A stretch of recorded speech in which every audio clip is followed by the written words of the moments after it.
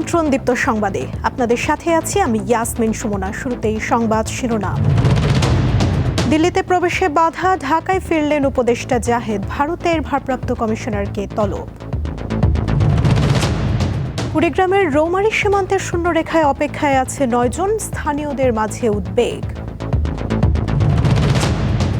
ঢাকা আরিচা মহাসড়কে অবৈধ থ্রি হুইলারের রাজত্ব, মাঝে মধ্যে অভিযান চললেও সুফল নেই।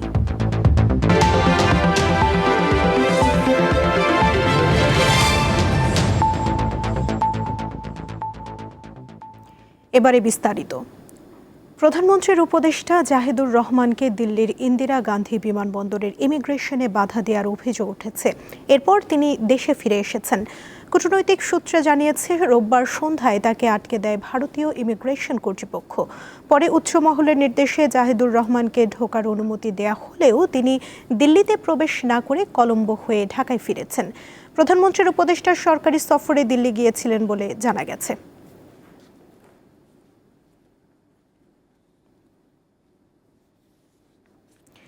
প্রধানমন্ত্রীর উপদেষ্টা জাহিদুর রহমানকে ভারতের দিল্লিতে প্রবেশে বাধা দেওয়ার ঘটনা অনাকাঙ্ক্ষিত ও দুঃখজনক। এ বিষয়ে যথোপযুক্ত ব্যবস্থা নেওয়ার কথা জানিয়েছেন পররাষ্ট্রমন্ত্রী খলিলুর রহমান। এদিকে বিকেলে ভারতের ভারপ্রাপ্ত হাইকমিশনারকে তলব করে ঘটনার নিন্দা ও অসন্তোষ জানিয়েছে বাংলাদেশের পররাষ্ট্র মন্ত্রণালয়। ভারতের দিল্লিতে ইন্ডিয়ান ওশান রিম অ্যাসোসিয়েশনের সম্মেলনে অংশ নেওয়ার কথা ছিল প্রধানমন্ত্রীর উপদেষ্টা জাহিদুর রহমানের, কিন্তু রবিবার সন্ধ্যায় দিল্লি বিমানবন্দরে অবতরণের পর তাকে ভারতের ইমিগ্রেশন কর্তৃপক্ষ ২.৫ ঘন্টা বসিয়ে রাখে। পরে তাৎক্ষণিক সিদ্ধান্ত নিয়ে কলম্বো হয়ে সোমবার ঢাকায় ফেরেন জাহিদুর রহমান। ওই বৈঠকে বাংলাদেশ প্রতিনিধি দলের নেতা হিসেবে উপদেষ্টার অংশগ্রহণের বিষয়ে গত শুক্রবার দিল্লিতে অবস্থিত বাংলাদেশ হাইকমিশন আনুষ্ঠানিকভাবে ভারতের পররাষ্ট্র মন্ত্রণালয়কে জানিয়েছিল, কিন্তু অজ্ঞাত কারণে বাংলাদেশ সরকারের উপদেষ্টাকে দিল্লি বিমানবন্দরে আটকে দেওয়া হয়। এ বিষয়ে সোমবার দুপুরে পররাষ্ট্রমন্ত্রী সাংবাদিকদের জানান, এই ঘটনা কোনোভাবেই প্রত্যাশিত নয়। তিনি ঘটনার বিস্তারিত জানতে ভারতের সঙ্গে পররাষ্ট্র মন্ত্রণালয়ের দক্ষিণ এশিয়া বিষয়ক উইংয়ের যোগাযোগের বিষয়টি জানান। এটা একটা অনাকাঙ্ক্ষিত ঘটনা, আপনি যেটা বললেন দুঃখজনকও বটে। এই বিষয়ে পররাষ্ট্র মন্ত্রণালয় যথোপযুক্ত ব্যবস্থা নিচ্ছে। পররাষ্ট্র প্রতিমন্ত্রী পুরো ঘটনা জেনে পদক্ষেপ নেওয়ার কথা জানিয়েছেন। এই ঘটনা কূটনৈতিক অঙ্গনে বেশ আলোচনার জন্ম দিয়েছে। রুবায়েত হাসান, দীপ্ত সংবাদ, ঢাকা। কুড়িগ্রামের রৌমারীতে বিএসএফের পুশিন চেষ্টার শিকার ৯ জন ৩৬ ঘন্টা ধরে সীমান্তে অবস্থান করছে। দুই দেশের সীমান্তরক্ষী বাহিনীর মধ্যে পতাকা বৈঠকেও কোনো সমাধান না হওয়ায় তারা চরম অনিশ্চয়তার মধ্যে রয়েছে। এ ঘটনায় স্থানীয়দের মধ্যে উদ্বেগ দেখা দিয়েছে। বিজিবি জানায়, রোববার সকাল 6:30টায় ৯ জনকে পুশিনের চেষ্টা চালায় বিএসএফ, কিন্তু বিজিবি ও স্থানীয়দের বাধায় তারা তা করতে পারেনি। এদিকে রোববার ভোরে চুয়াডাঙ্গার দামুড়হুদা উপজেলার দর্শনা গেদে সীমান্ত দিয়ে পুশিনের চেষ্টায় আনা ১১ জনকে আর দেখা যাচ্ছে না। সোমবার বিজিবিকে সতর্ক অবস্থানে দেখা যায়। চুয়াডাঙ্গা ৬ বিজিবি ব্যাটালিয়নের অধিনায়ক লেফটেন্যান্ট কর্নেল নাজমুল হাসান জানান, পুশিন সহ সীমান্তের যে কোনো অপতৎপরতা প্রতিরোধে বিজিবির টহল ও নজরদারি অব্যাহত রয়েছে।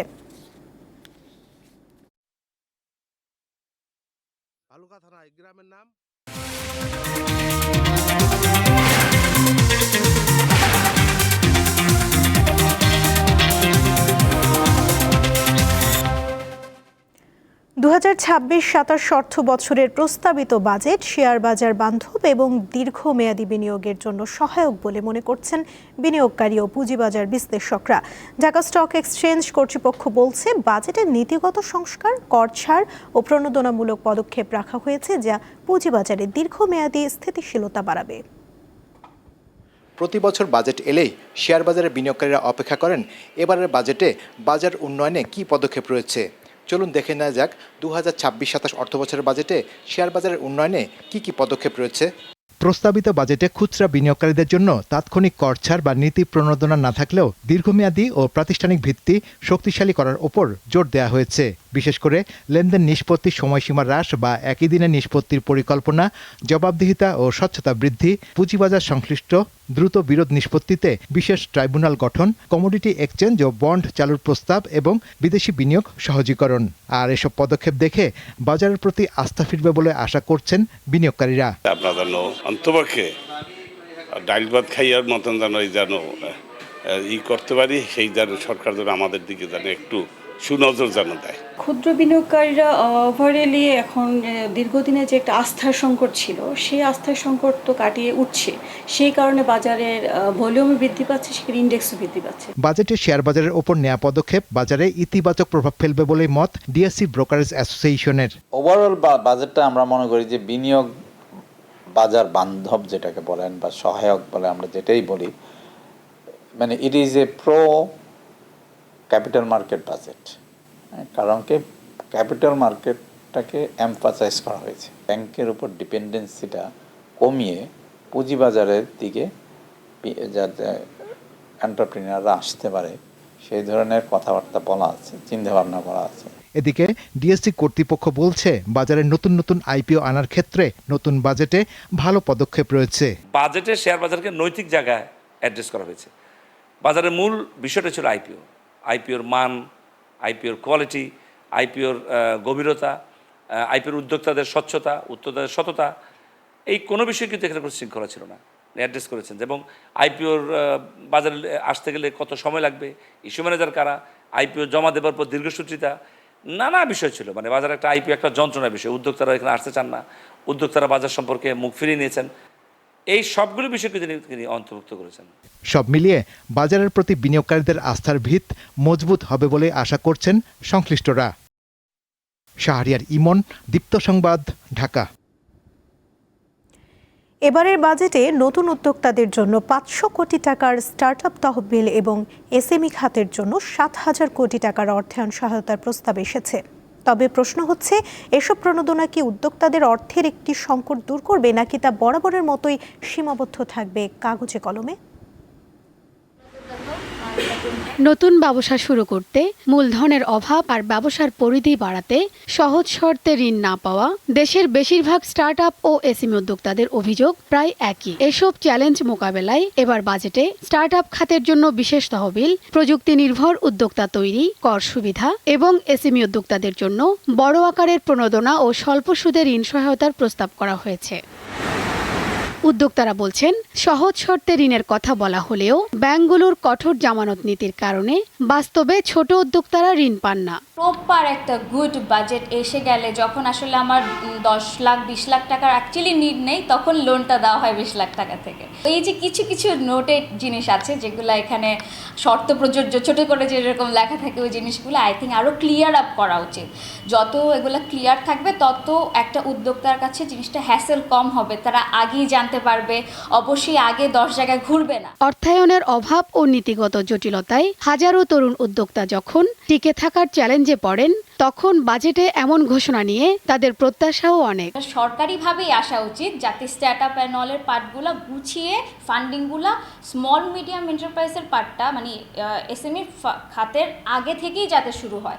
তাহলে আমাদের বাংলাদেশে অনেক সুন্দর সুন্দর আইডিয়া এবং অনেক সুন্দর সুন্দর উদ্যোগ আছে যেগুলো আসলে বিশ্বব্যাপী যাওয়ার মতন। আমি যদি জেনজির কথাই যদি শুধু বলি, তাদেরকে এই জেনারেশনটাকে বলেন না যে প্রপার ইউটিলাইজ করতে হবে, হাতছাড়া করা যাবে না, তাহলে কিন্তু তার দেশের বাইরে চলে যাবে।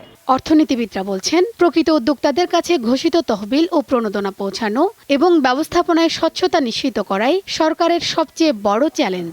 আমাদের ব্যাংকারদের মন মানসিকতার মধ্যে একটু পরিবর্তন আনতে হবে এবং তার জন্য সেন্ট্রাল ব্যাংকেরও একটা তদারকিও রাখতে হবে, তাই সেন্ট্রাল ব্যাংকে একটু চাপও দিতে হবে তাদের এই মন মানসিকতা পরিবর্তন করার ক্ষেত্রে। এসএমই এন্টারপ্রেনিয়রদেরকে আপনি ঘরে ডেকে নিয়ে আসবেন, পরকে বলতে হবে যে we are meant for you, এবং আমাদের এই হচ্ছে আমাদের প্রোডাক্ট, এগুলো তোমার ফাইন্যান্সিয়াল প্ল্যানিংয়ের সাথে কীভাবে ফিট করে এটা চিন্তা ভাবনা করে তুমি তাদেরকে ফাইন্যান্স করবা। সুতরাং তারা তখন সেইভাবে নিজেদেরকে অ্যাডাপ্ট করে নেবে। কিন্তু আমরা তো সব জায়গায় কর্পোরেট ফাইন্যান্সিং অ্যাপ্রোচ ব্যবহার করি। বাজেটে ঘোষিত সুবিধা মাঠ পর্যায়ে উদ্যোক্তাদের হাতে পৌঁছানো গেলে কর্মসংস্থান ও বিনিয়োগে কাঙ্ক্ষিত গতি আসবে বলে মনে করেন বিশেষজ্ঞরা।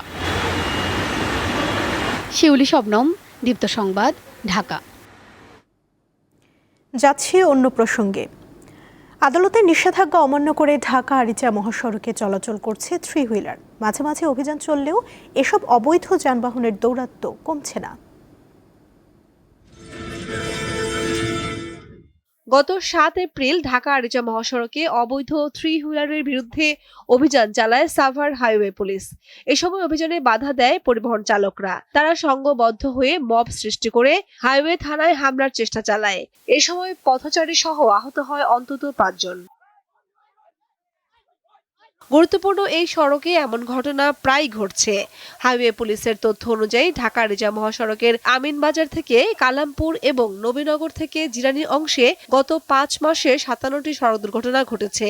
এতে প্রাণ হারিয়েছেন 37 জন আর আহত হয়েছেন অন্তত 22 জন। এই অটোরিকশাগুলো কন্ট্রোল করার জন্য আমার মনে হয় যে আরো কঠোর ব্যবস্থাপনা প্রয়োজন আছে। হাইওয়ে পুলিশ সবসময় চেষ্টা করে এই অটোরিকশাগুলো যেগুলো হাইওয়েতে ওঠে সেগুলোকে নিয়ন্ত্রণ করার জন্য। উচ্চ আদালতের নির্দেশ অনুযায়ী ঢাকা আরিচা সহ সকল জাতীয় মহাসড়কে 3 হুইলার, অটোরিকশা এবং অযান্ত্রিক যানবাহন চলাচল সম্পূর্ণ নিষিদ্ধ। অথচ প্রশিক্ষণ ও ট্রাফিক আইন না জানায় এসব 3 হুইলারের চালকের সঙ্গে প্রায় সংঘর্ষে জড়াচ্ছে দূরপাল্লা ও স্থানীয় পরিবহন শ্রমিকরা। অটো তো আর দুইটা না, হাজার হাজার অটো রাস্তায় চলবার গেলে অ্যাক্সিডেন্ট হবেই। অ্যাক্সিডেন্ট হবো না রাস্তায়? পেটের দেয় তো আমরা গাড়ি ঘোড়া চালাই, কারণ গাড়ি ঘোড়া চালাইতে আসে এখন তো মেইন রোডে চলতে না দেয়, রোড ঘাটে চলতে না পারি, তাহলে আমরা কি করি খাই? আমার পরিবার তো বাঁচাইতে হবে। মানে জীবিকার তাগিদে তো আমাদের আসা যাওয়া করতে হয়, কিছু করার নাই। গাড়িতে যতই এখন রিস্ক থাক আসতে তো হবেই। মহাসড়কে হঠাৎ করে এসব ধীরগতির যানবাহন ঢুকে পড়লে দূরপাল্লার বাস ও অন্যান্য ভারী যানবাহনের গতি কমে যায়, ফলে তীব্র যানজট ও দুর্ঘটনার ঝুঁকি বেড়ে যায়। যখন তখন বের করে খাড়ায় থাকে রাস্তার উপরে, যেখানে সেখানে পিসি কি আছে না আছে সেটা তাদের কোনো দেখার বিষয় না। তাদের গাড়ির ব্রেক হলো কম, কিন্তু ওরা যতটুকু গতিতে চালানোর দরকার তার চেয়ে অতিরিক্ত চালায়। তাছাড়া ওরা সিঙ্গেল রোডের নিয়ম কারণ জানে না, সিঙ্গেল জানে না। এগুলো হঠাৎ করে গাড়ির সামনে চলে আসে, তো আসলে মেন রাস্তায় তো আসলে এগুলো তো দুর্ঘটনার কারণ তো এগুলো বেশি। হাইওয়ে পুলিশ মাঝে মধ্যে অভিযান চালালেও কোনোভাবেই ঠেকানো যাচ্ছে না মহাসড়কে 3 হুইলার চলাচল। কামরুন নাহার, দীপ্ত, বার্তাকক্ষ। এবারে কেওয়াই স্টিল চট্টগ্রাম সংবাদ।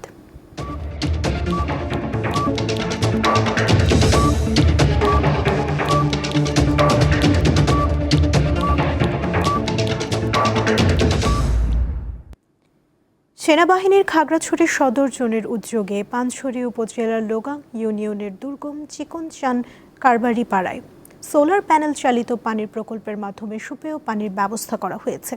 সকালে খাগড়াছড়ি সদর জোনের zone commander lieutenant colonel Aminur Rahman এই প্রকল্পের উদ্বোধন করেন। এর ফলে এলাকার শতাধিক পরিবার এবং চিকনচান পাড়ার সরকারি প্রাথমিক বিদ্যালয়ের শিক্ষার্থীরা এখন নিরাপদ পানি পাবেন। এই উদ্যোগে দুর্গম পাহাড়ি এলাকায় বিশুদ্ধ পানির সংকট নিরসনে গুরুত্বপূর্ণ ভূমিকা রাখবে বলে মনে করছেন স্থানীয়রা।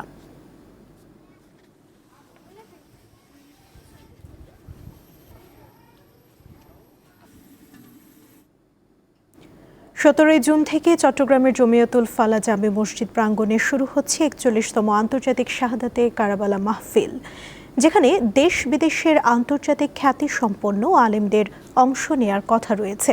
এ উপলক্ষে দুপুরে নগরীর একটি রেস্টুরেন্টের সংবাদ সম্মেলনে আয়োজকরা জানান, 17 জুন থেকে 26 জুন পর্যন্ত প্রতিদিন বাদ আসর আন্তর্জাতিক শাহাদাতে কারবালা মাহফিল অনুষ্ঠিত হবে।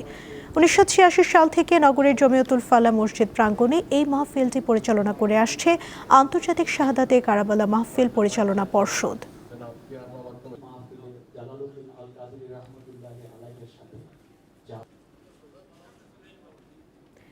দুবাইয়ে গ্রেফতার হওয়া পুলিশের সাবেক মহাপরিদর্শক বেনজির আহমেদকে দ্রুতই দেশে ফেরানোর প্রক্রিয়া শুরু হয়েছে বলে জানিয়েছেন আন্তর্জাতিক অপরাধ ট্রাইব্যুনালের চিফ প্রসিকিউটর আমিনুল ইসলাম।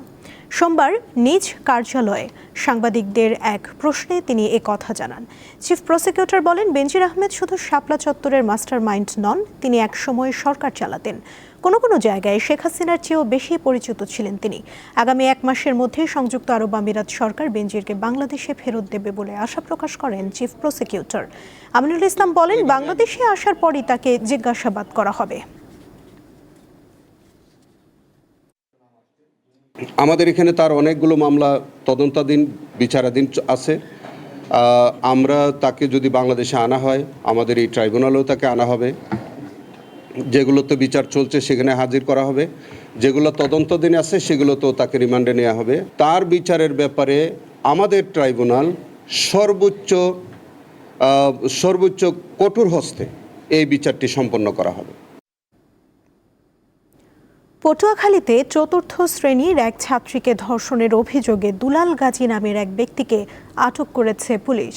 দুপুরে সদর উপজেলার ছোটবিঘা ইউনিয়নের মাটিভাঙ্গা গ্রামের গ্রামের আবাসন এলাকা থেকে তাকে আটক করা হয়। দুলাল পেশায় একজন ট্রলার চালক। এলাকাবাসী ও ওই ছাত্রের পরিবার জানায়, বেলা 11টার দিকে স্কুলে যাওয়ার জন্য বান্ধবীকে ডাকতে যাচ্ছিলেন ওই ছাত্রী। এ সময় ঘরের মধ্যে ডেকে নিয়ে ওই ছাত্রীকে ধর্ষণ করে প্রতিবেশী দুলাল গাজী। পটুয়াখালী সদর থানার ওসি জানান, অভিযুক্তকে আটক করা হয়েছে এবং ভুক্তভোগীকে থানায় নিয়ে আসা হয়েছে। আইনানুগ ব্যবস্থা গ্রহণ করা হচ্ছে।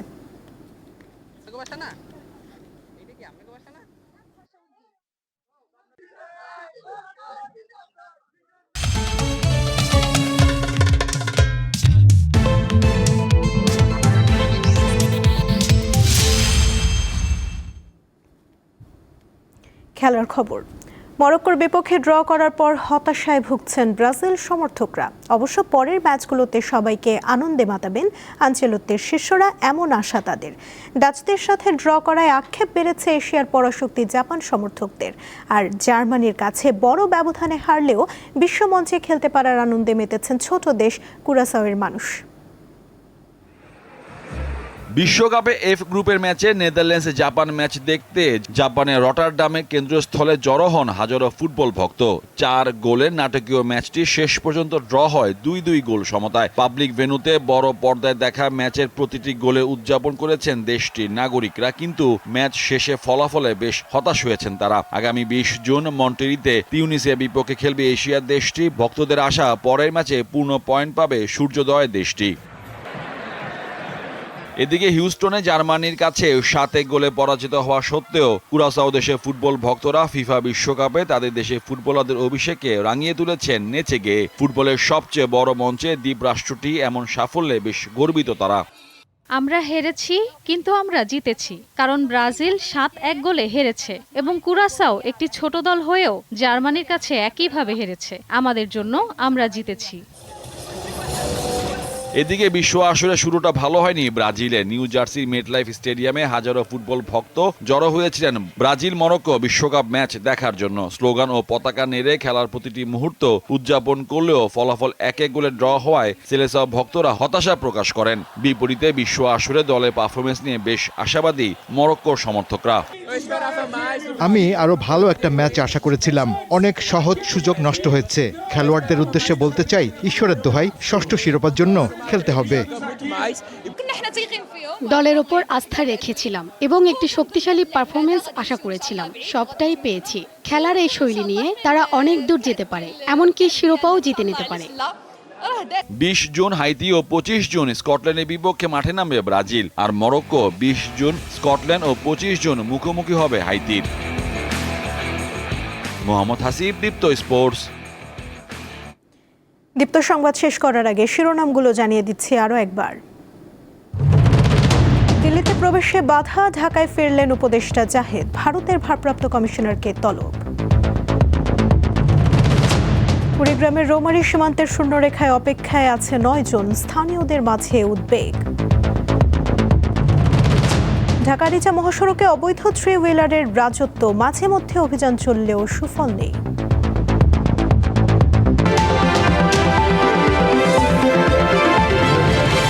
এই ছিল এখনকার মতো। পরবর্তী সংবাদ সন্ধ্যা 6টা 40 দেখার আমন্ত্রণ রইল। এছাড়া আরও তথ্য পেতে যুক্ত থাকুন দীপ্ত ডিজিটাল প্ল্যাটফর্মের সাথে। ধন্যবাদ সবাইকে।